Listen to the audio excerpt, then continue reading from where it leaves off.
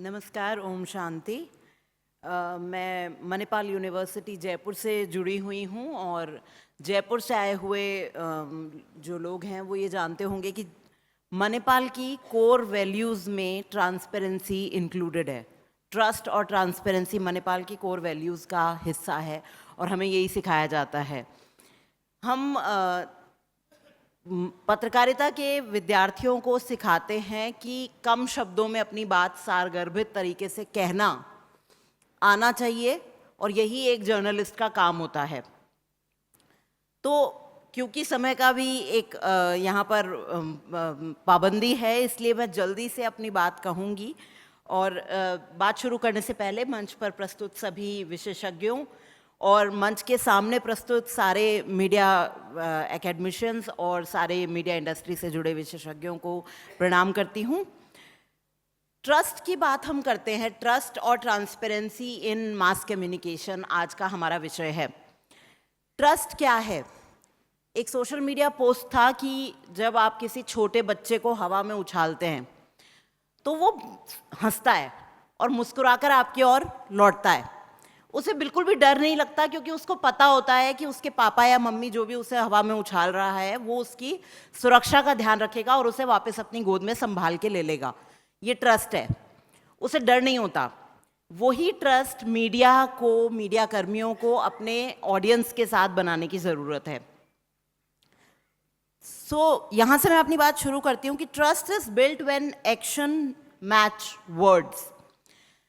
आजकल मीडिया संस्थान ऑडियंस के नंबर बढ़ाने के पीछे पड़े हुए हैं, number of followers, number of subscribers, कितनी जल्दी ब्रेकिंग न्यूज़ हमारे चैनल पर आ जानी चाहिए। और इसी आपाधापी में, इसी उहापोह में मीडिया कर्मी लगातार एक प्रेशर फील करते हैं और उस प्रेशर को कम करने के लिए मुझे लगता है कि ट्रस्ट हम तभी अपनी ऑडियंस को दे पाएंगे उस समाज में हम मौजूद हैं जहाँ की लगातार एक बेचैनी का आलम है, लगातार युद्धों के बीच में हम घिरे हुए हैं, तरह तरह की बेचैन करने वाली खबरें हमारे आसपास आती रहती हैं।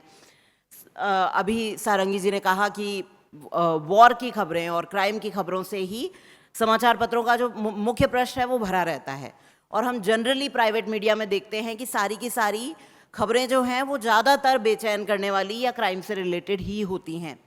तो ऐसे में जो मीडिया कर्मी हैं उनका काम कितना मुश्किल हो जाता है। ना सिर्फ वो उस क्राइम को, उस वॉर को लगातार हर रोज़ देख रहे हैं अपनी आंखों से, साथ ही साथ उनके अंदर भी वो बेचैनी, वो नकारात्मक भावनाएं, वो negative vibrations, I must say negative energy बढ़ती चली जा रही है। और अगर ये जो ब्रह्मांड है ये कुछ भी नहीं है, ये एनर्जीज का ट्रांसफ़र है। मैं पॉजिटिव एनर्जी से भरे हुए किसी इंसान से मिलती हूँ, मेरे अंदर भी पॉजिटिव एनर्जी का संचार होता है। मैं किसी नेगेटिव एनर्जी वाले इंसान से मिलती हूँ, अपने आप ही मुझे भी निराशावादी और थका हुआ महसूस होने लगता है। तो यहाँ हम क्या बात कर रहे हैं? जैसा कि अभी कहा हमारे मंच से ही किसी ने ये बात कही कि ओम शांति कहने की ज़रूरत है। वो शांति हमारे अंदर कहाँ से आएगी? उस शांति, उस पॉजिटिव वाइब्रेशंस, उस पॉजिटिव एनर्जी की ज़रूरत है। तो आज की तारीख में अगर मैं कहूँ कि मास कम्युनिकेशन जो लोग कर रहे हैं, हमारे इंडस्ट्री से जुड़े हुए जो लोग हैं, हमारे मीडिया एकेडमिशियंस हैं यहाँ पर, उन्होंने अपने आप को उस शिक्षा से लैस किया है, उस काम को वो करना अच्छे से जानते हैं, लेकिन क्या वो उन पॉजिटिव भावनाओं से, उस पॉजिटिव एनर्जी से लैस हैं? मुझे लगता है वहाँ थोड़ी सी कमी है और वो इसी वजह से हो रहा है क्योंकि हम क्राइम और वॉर की खबरों से लगातार घिरे हुए हैं। सोशल मीडिया हमें बहुत सी एंग्जाइटी, बहुत सी बेचैनी लगातार देता रहता है। तो ज़रूरत है उस डिटॉक्स की, उन पॉजिटिव एनर्जीज़ को अपने पास लाने की। आई थिंक मीडिया एकेडमिशियंस और मीडिया इंडस्ट्री से जुड़े हुए लोगों से मैं कहूँगी कि उस एनर्जी को अपने अंदर लाने की कोशिश करें, उस शांति को अपने अंदर भरने की कोशिश करें।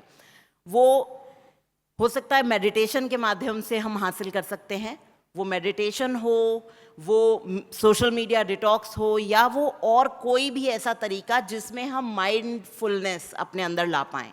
माइंडफुलनेस का बहुत सारा डिस्कशन सोशल मीडिया पे आजकल देखते हैं हम। इस तरह की बहुत सारी एक्सरसाइजेज आ गई हैं, बहुत सारा कंटेंट है, बहुत सारी बेस्ट सेलर्स बुक्स हैं, लेकिन कितना वक्त हम उनके बारे में पढ़ने के लिए निकाल पाते हैं?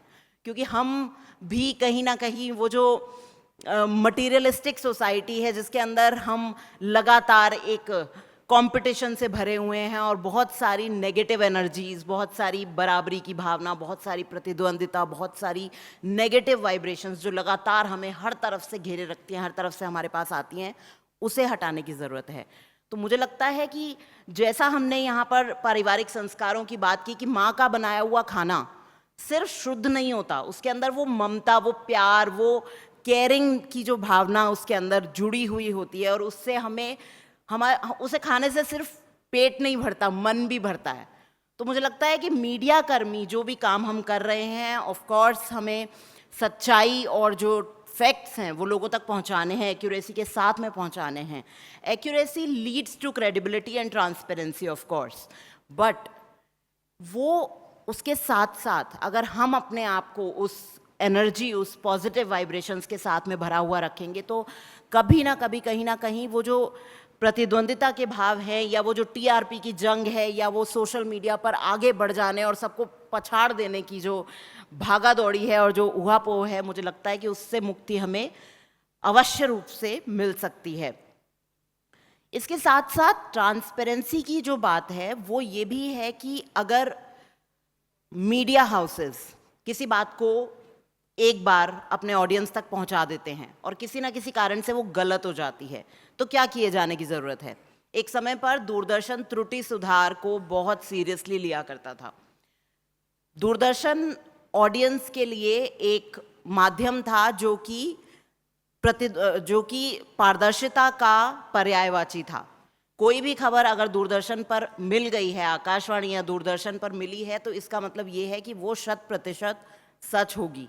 लेकिन प्राइवेट मीडिया के बारे में हम ये बात नहीं कह सकते, क्योंकि वही जो टीआरपी की जंग है या जो कॉरपोरेट प्रेशर्स हैं जिसकी वजह से पत्रकार लगातार एक प्रेशर में लगातार चलता है और वो उतनी पारदर्शिता अपने ऑडियंस को नहीं दे पाता है।